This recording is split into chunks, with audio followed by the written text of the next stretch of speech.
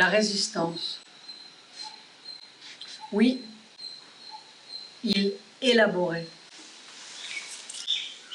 Les autres indices, nous les trouverons dans les réactions du laboratoire lui-même et dans quelques bribes échappées à la plume de Sri Aurobindo. Le laboratoire, il ne supportait pas si bien la manipulation, ou plutôt la pression. Au début, ce sont les plus gros poissons qui se montrent. Ils sont aisés à voir et même leurs longues dents sont peu redoutables. On sait que ce sont des dents. Après, viennent éclater à la surface ou se démener à demi asphyxiés tout un fretin gluant et plat des profondeurs. Il en monte. Et il arrive ce phénomène bizarre.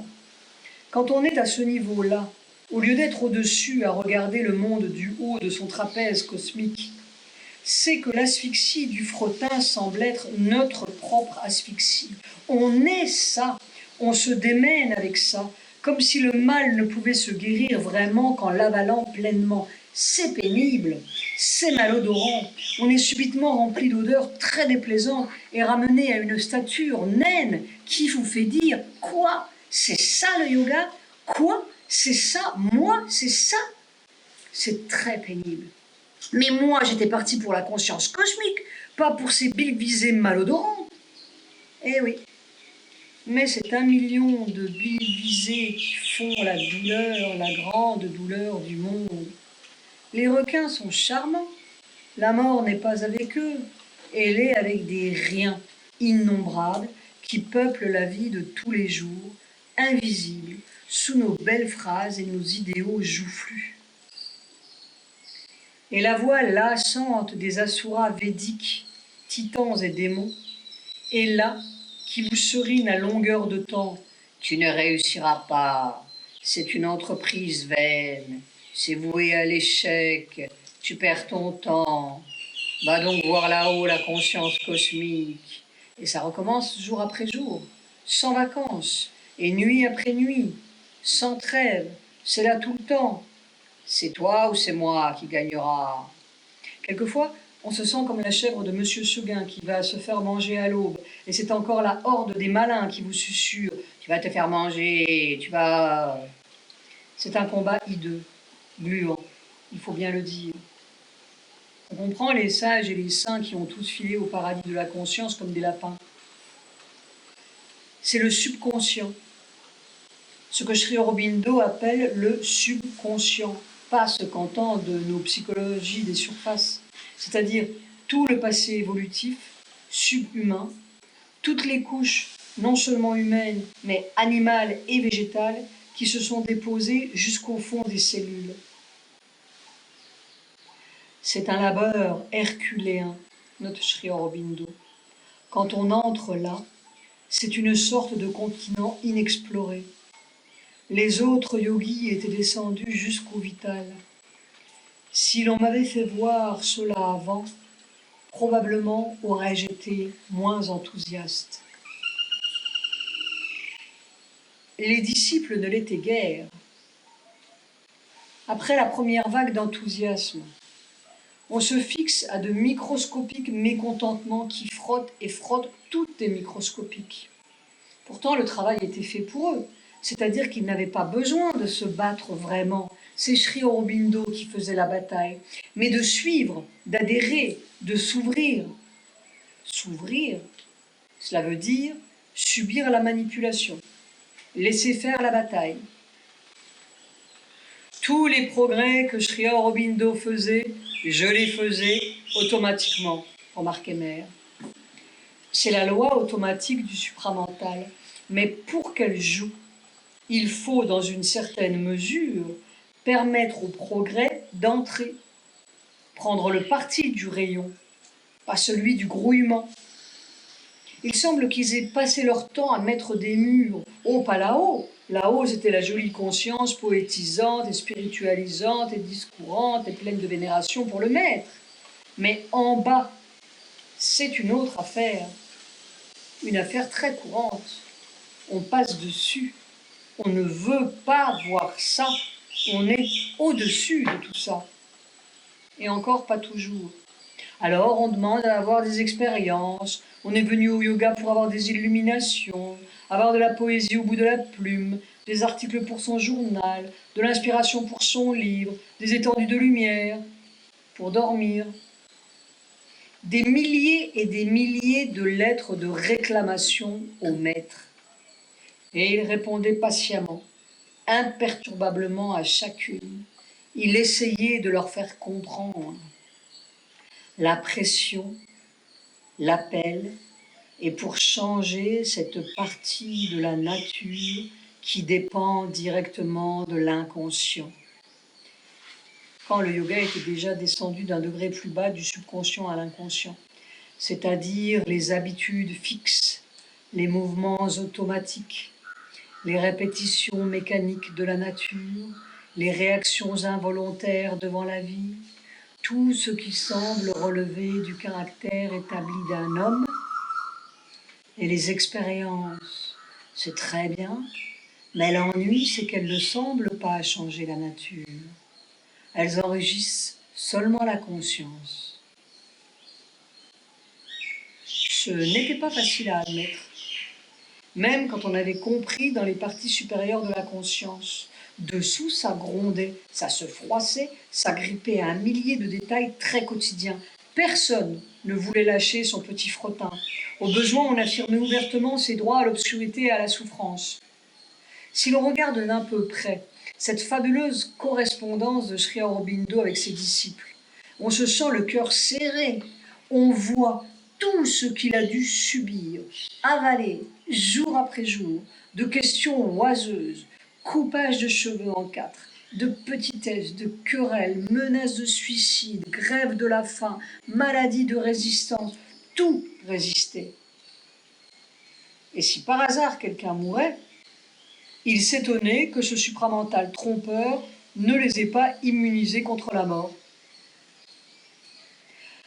Si je veux diviniser la conscience humaine, écrivait Sri Aurobindo à l'un de ses disciples, faire descendre le supramental, la conscience de vérité, la lumière, la force dans le physique pour le transformer.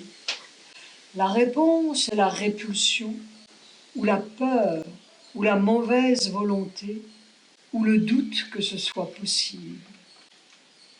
D'un côté, on réclame que les maladies et le reste devraient être impossibles, et de l'autre, on rejette violemment la seule condition à laquelle ces choses peuvent devenir impossibles.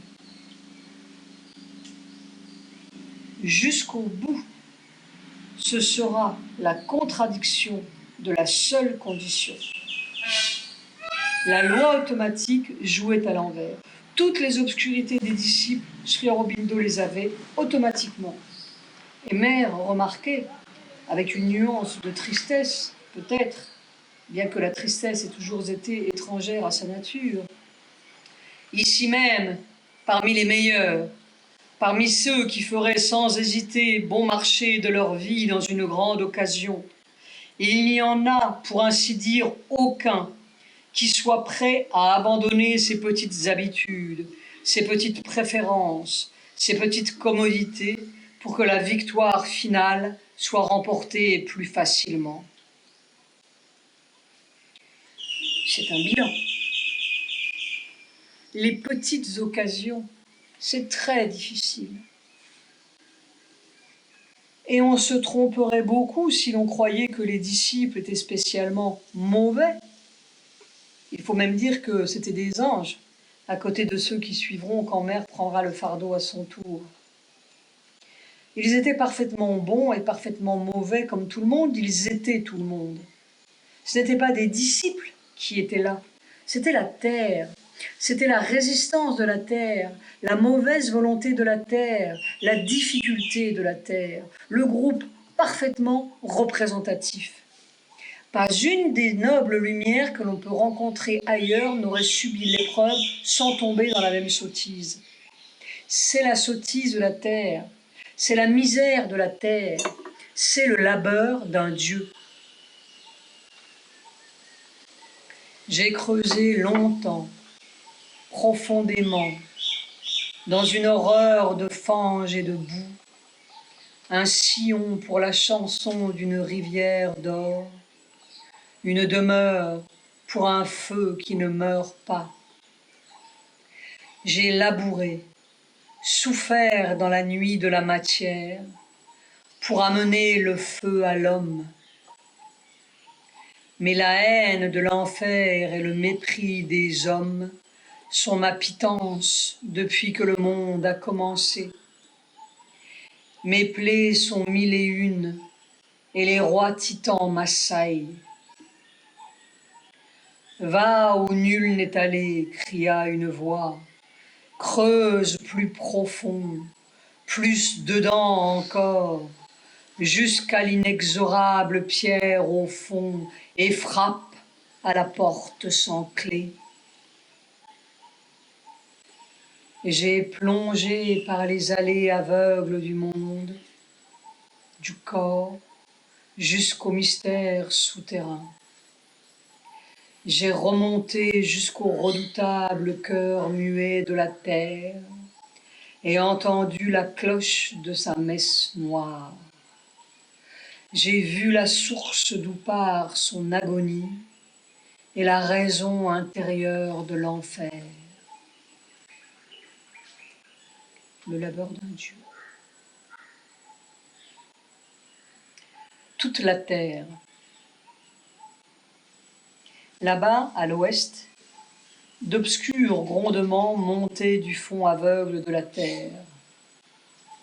Avant même qu'un certain peintre en bâtiment devienne chancelier du Reich, Sri Aurobindo voyait le danger.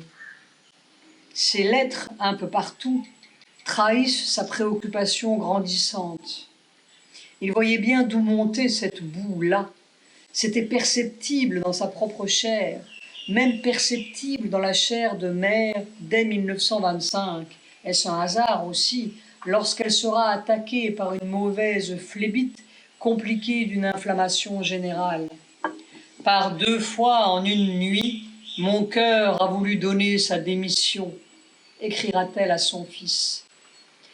1925, c'est l'année de la formation du parti nazi. Les jambes, c'est le centre du subconscient.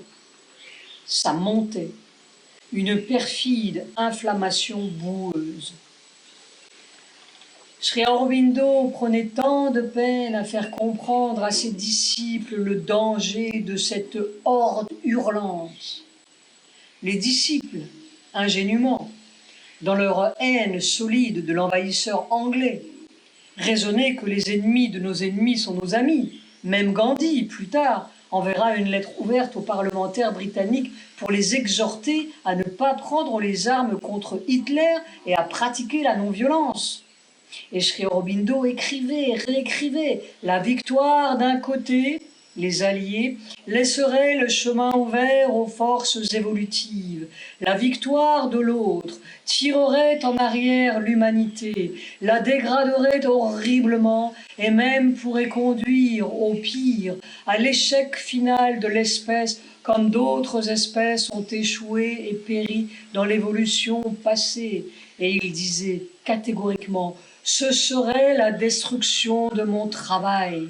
En 1938, lorsqu'on lui montrera une photo de Chamberlain et de Hitler à Munich, il dira de Chamberlain: il a l'air d'une mouche en train de se faire attraper par une araignée. Lentement, la partie devenait plus serrée, plus impitoyable, là-haut, dans cette chambre silencieuse. Note de bas de page. Je fais appel pour que vous cessiez les hostilités, dit-il dans sa lettre du 2 juillet 1940, parce que la guerre est mauvaise en essence. Vous voulez tuer le nazisme. Vos soldats font le même travail de destruction que les Allemands. La seule différence est peut-être que vous n'êtes pas aussi complet qu'eux. J'ose vous offrir un moyen plus noble, plus brave et digne des plus braves soldats. Je voudrais que vous combattiez le nazisme sans armes ou avec des armes non violentes. Je voudrais que vous déposiez les armes que vous avez parce qu'elles sont incapables de vous sauver ni de sauver l'humanité. Invitez Herr Hitler et Signor Mussolini à prendre ce qu'ils veulent des pays que vous dites vous appartenir, qu'ils prennent possession de votre belle île et de ces belles demeures. Vous leur donnerez tout cela, mais ni votre âme, ni votre esprit. Signé Gandhi. Alors, c'est pour quand cette descente supramentale, demandaient les uns les autres, cette descente comme un mythe auquel on croyait sans y croire, ou que l'on s'étonnait de voir si lente. Quand est-ce? C'est pour maintenant? Est-ce que c'est possible? Et là, les premiers indices sont clairs, dès 1925, comme si tout le tableau était devant lui. Je n'essaierai pas si ce n'était pas possible. Tout dépend de circonstances en dehors de moi, répondait-il. Il s'agit de savoir si le plan physique est prêt à recevoir la lumière. Bien sûr, c'est tout le même plan. Comment Sri Aurobindo pouvait-il faire descendre ce rayon-là dans son corps sans le faire descendre dans tout le corps? Plus il essayait de le faire descendre en lui, plus ça barbotait et se démenait partout, dans les disciples comme à l'est du Rhin. Je m'aperçois, continuait-il, que plus la lumière et le pouvoir descendent, plus la résistance grandit. Vous-même, et c'est à un disciple qu'il s'adressait pour Annie, vous pouvez voir qu'il y a une pression qui descend. Vous pouvez voir aussi qu'il y a une formidable résistance. C'est-à-dire, demandait le disciple, qu'il faut créer l'atmosphère nécessaire pour que le supramental puisse descendre sur le plan physique. Exactement, c'est toute la tentative. Il faudrait que vous aidiez à créer les conditions nécessaires si vous voulez que ce soit pour cette fois-ci. La pression grandissait, la résistance grandissait, le nombre des disciples augmentait. 172 en 1938. Et Sri Aurobindo comprenait très bien le problème. Pas une seule fois il ne protestait contre les aberrations des uns ou des autres. Il écrivait inlassablement, patiemment, pour faire comprendre, envoyer la force, dissoudre la difficulté. Il travaillait sur chacun, comme sur un coin de terre, et allait-on couper un coin de la terre sous prétexte que ce coin-là était peu plaisant? C'est toute la terre qu'il aurait fallu couper. Pourquoi ne congédiez-vous pas le personnel pour aller plus vite? Lui demandait innocemment un disciple. Puisque le personnel résiste. Je ne suis pas Hitler, s'exclamait Sri Aurobindo. On ne peut pas faire les choses comme cela. Vous pourriez aussi bien demander à Mère et à moi de nous isoler dans les Himalayas.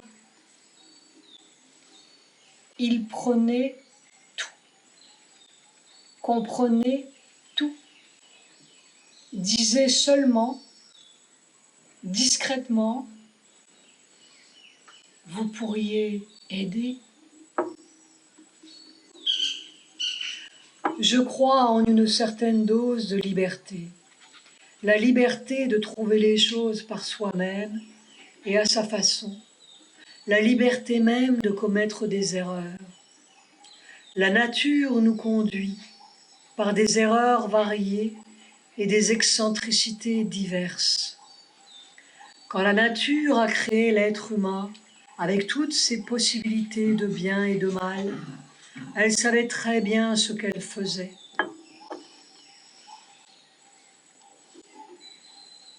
On ne peut rien comprendre à l'immensité de Sri Aurobindo si l'on ne comprend pas cette totalité de vision qu'il avait où rien n'était omis, négligé, condamné.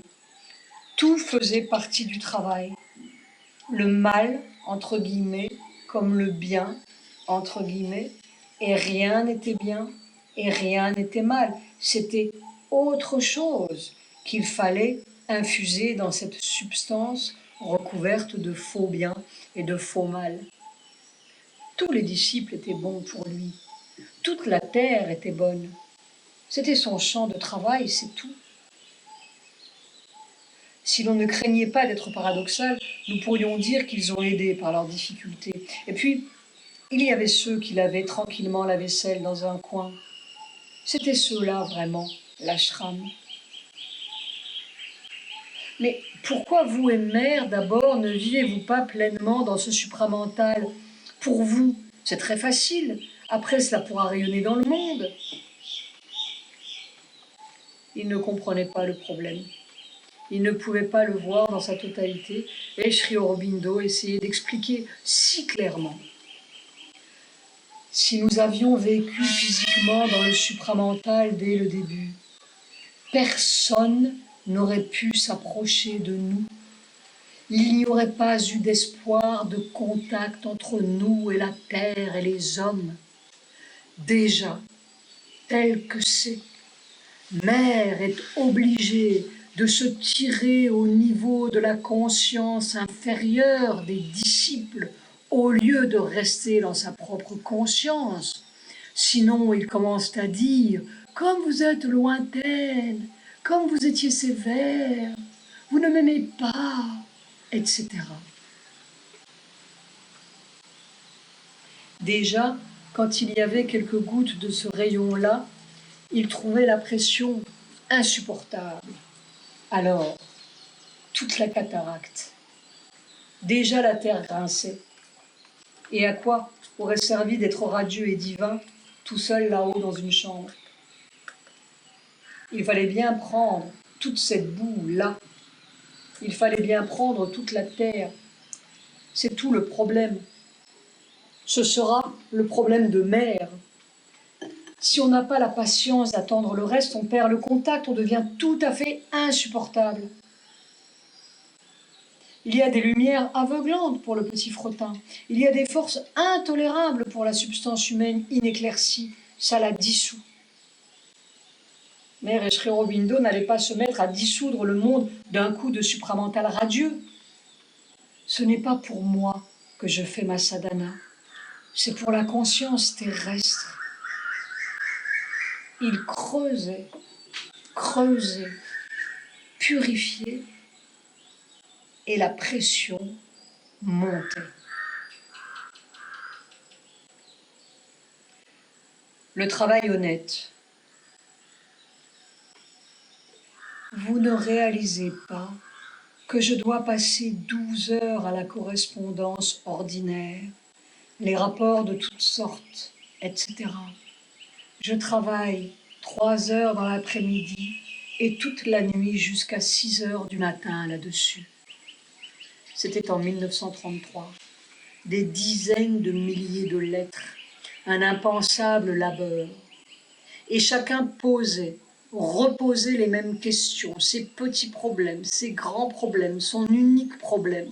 Sri Aurobindo répondait inlassablement dans ce silence massif qui laisse couler la force. Il n'écartait rien, rien n'était trop petit, trop sot. À travers chacun et chaque lettre, il œuvrait sur un type humain, une catégorie de conscience, un spécimen de difficulté ou de résistance. C'étaient les cellules de son corps qui absorbaient un genre d'obscurité et élaboraient. Et si par hasard, il ne répondait pas assez vite, on s'impatientait. Qu'est-ce qui est arrivé à mon manuscrit? En hibernation? Parce qu'il devait aussi s'occuper de la poésie des disciples, de la littérature des disciples, de nous ne savons pas quoi, même de leur rhume. Mon cher monsieur, répondait Sri Aurobindo, si vous me voyez en ce moment avec mon nez plongé dans les papiers depuis l'après-midi jusqu'au matin, déchiffrant, écrivant, même le cœur de pierre d'un disciple serait touché, et vous ne parleriez pas de manuscrit ni d'hibernation. J'ai renoncé, pour le moment du moins, à réduire la cataracte de ma correspondance. C'était en 1936. Quand les gens vous écrivent 4 lettres par jour en caractères serrés, jusqu'à 10 pages sans le moindre trou, et que l'on reçoit 20 lettres l'après-midi et 40 la nuit, naturellement pas toutes comme cela, mes enfants, cela devient un peu trop. Cela continuera jusqu'à ce qu'ils deviennent aveugles. Et encore après, il dictera, et on lui reprochera de vivre dans son rêve supramental là-haut, tandis que les pauvres hommes devaient faire face aux dures réalités de la vie. Quelle étrange idée encore, répondait-il patiemment. Oser dire que je suis né avec un tempérament supramental et que je ne connais rien des dures réalités. Seigneur Dieu, toute ma vie a été un combat avec les dures réalités. Depuis la pénurie et la faim en Angleterre et les constants dangers, les féroces difficultés pendant la Révolution, jusqu'aux difficultés infiniment plus grandes qui surgissent continuellement ici, à Pondichéry, extérieures et intérieures. Ma vie a été une bataille depuis les premières années, et c'est encore une bataille. Le fait que je la livre depuis ma chambre là-haut et par des moyens spirituels ne fait pas de différence.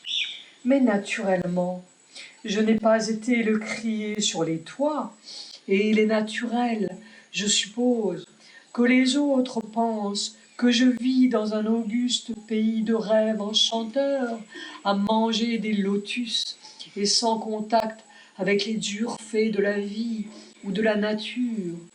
Mais quelle illusion tout de même!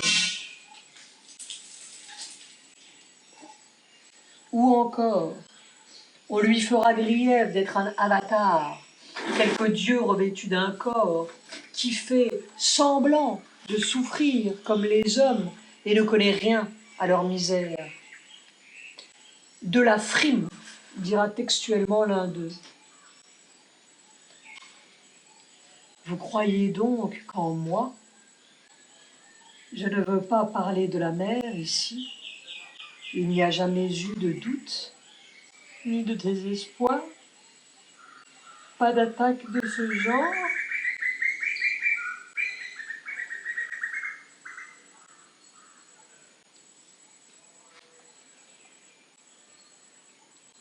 J'ai supporté toutes les attaques que les êtres humains ont supportées. Autrement, je ne pourrais pas leur assurer.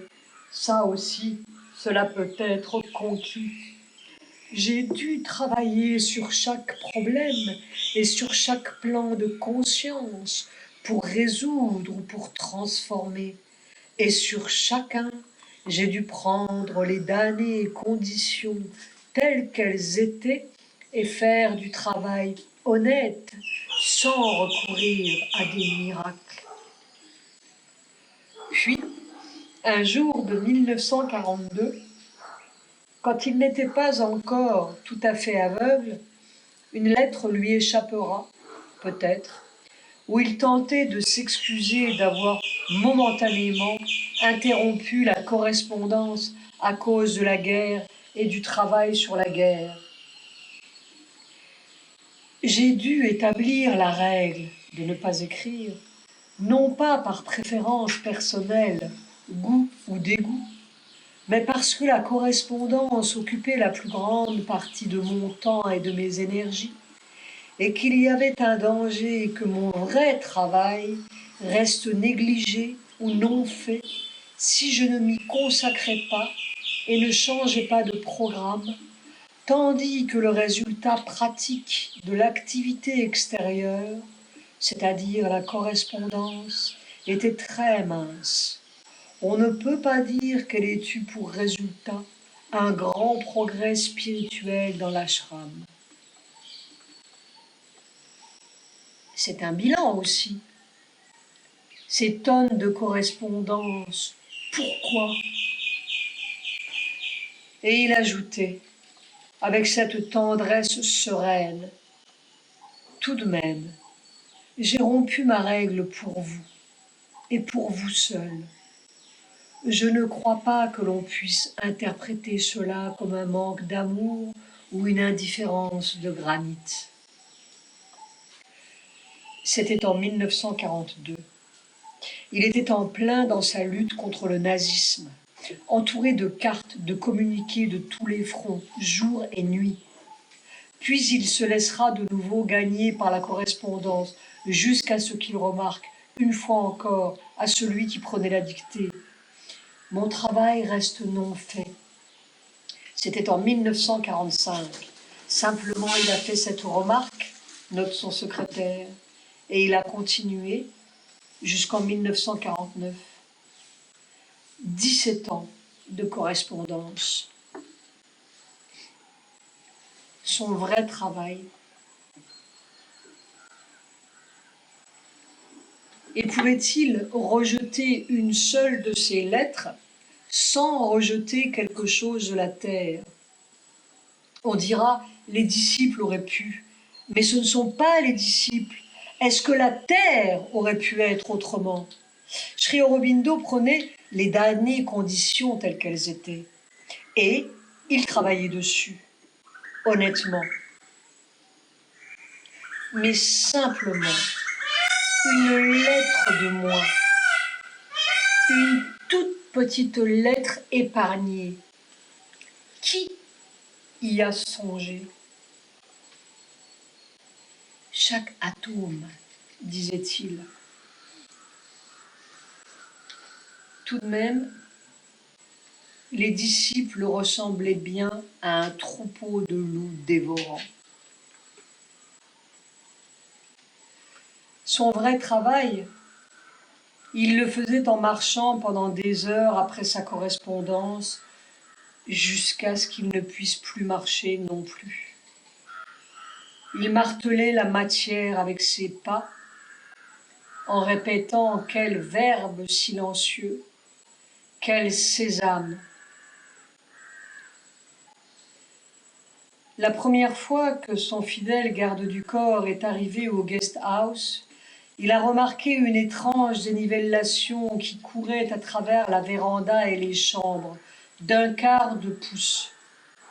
C'étaient les pas de Sri Aurobindo. Ces pas-là, nous ne les verrons plus, non plus, dans le couloir de sa chambre à l'ashram, ce haut couloir carrelé de bleu outre-mer, où l'on entend comme une vibration de Luxor. Un jour, ils sont arrivés avec un pot de colle noire et ils ont mis un superbe linoléum dessus. Oh, nous pouvons nous indigner, nous attrister, mais qui d'entre nous n'a pas son coin de barbarie? C'est seulement un autre genre de barbarie, et nous ne la reconnaissons pas parce qu'elle n'est pas comme celle du voisin. C'est cette complicité avec la barbarie qu'il faudrait marteler et marteler. Dans chaque détail, la barbarie est microscopique, elle est à chaque minute.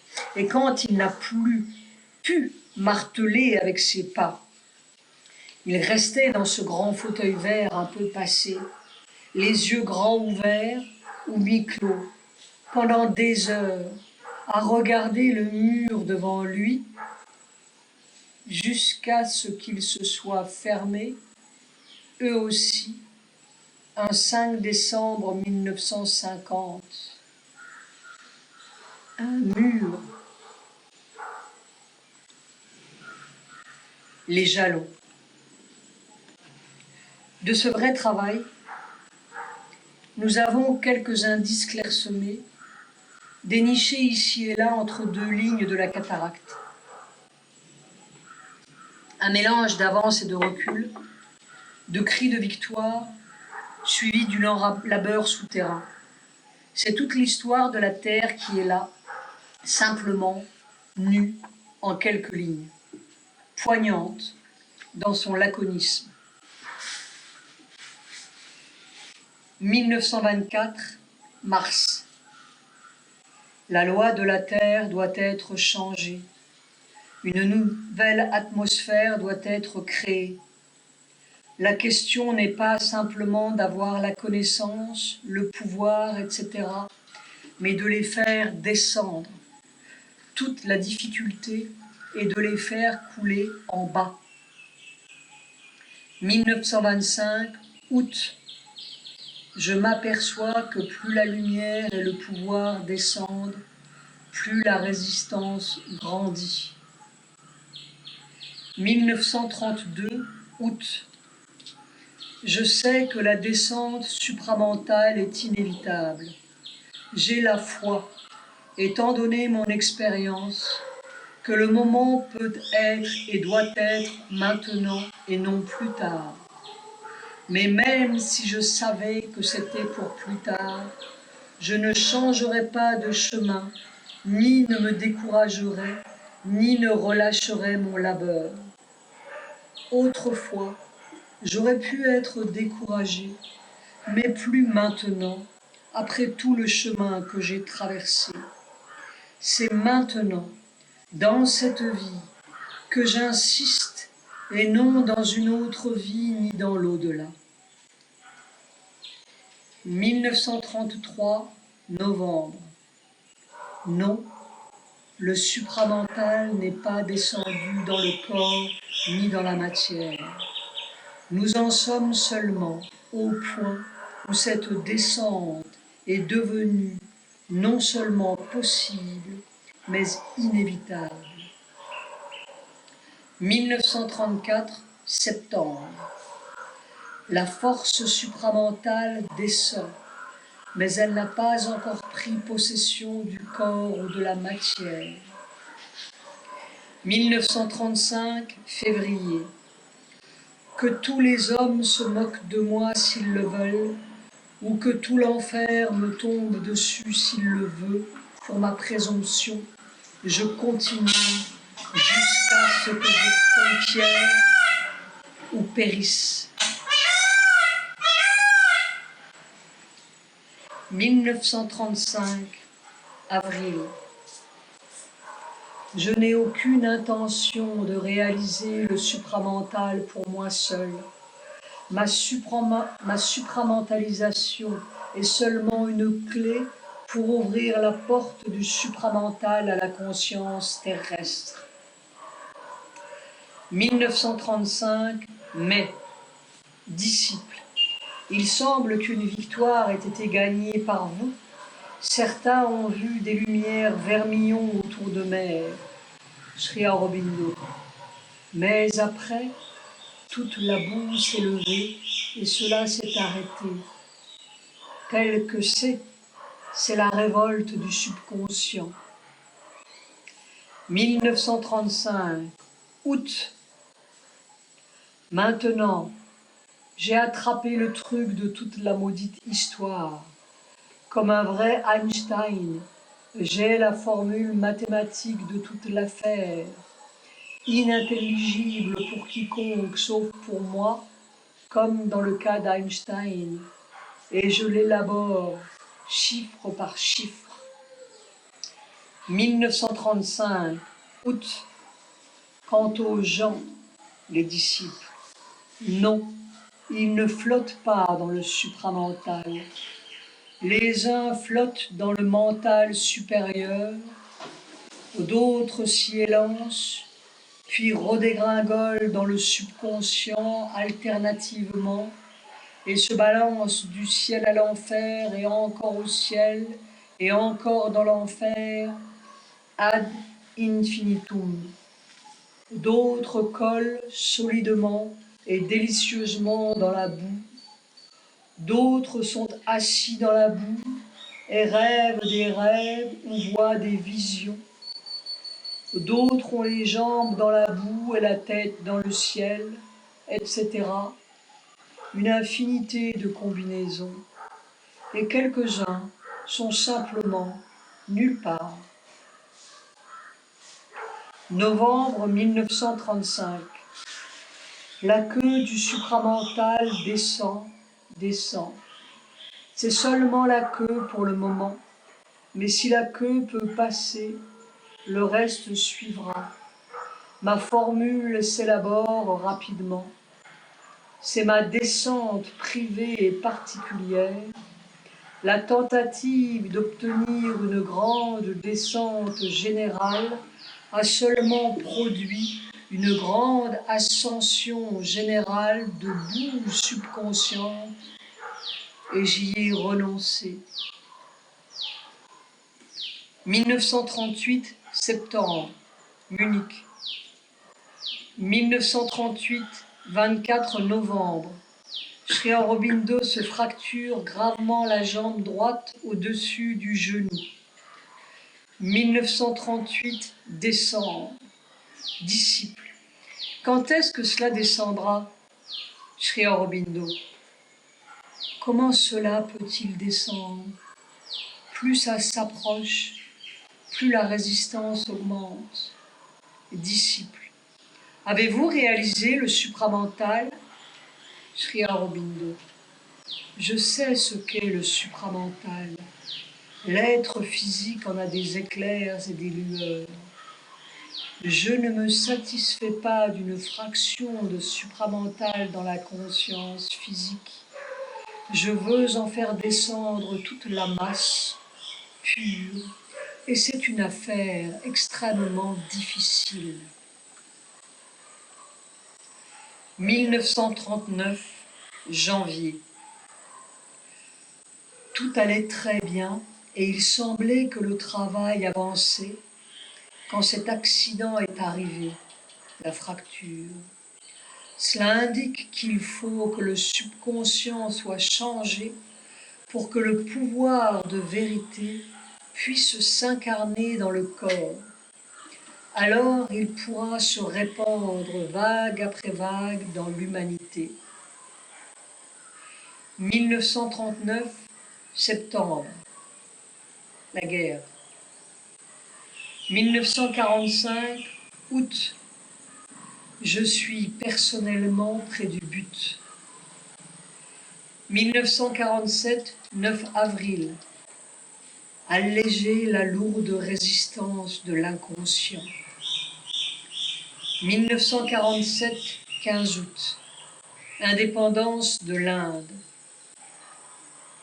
1948, juillet, la situation est mauvaise, devient pire, et à n'importe quel moment peut devenir encore pire que le pire, si c'est possible.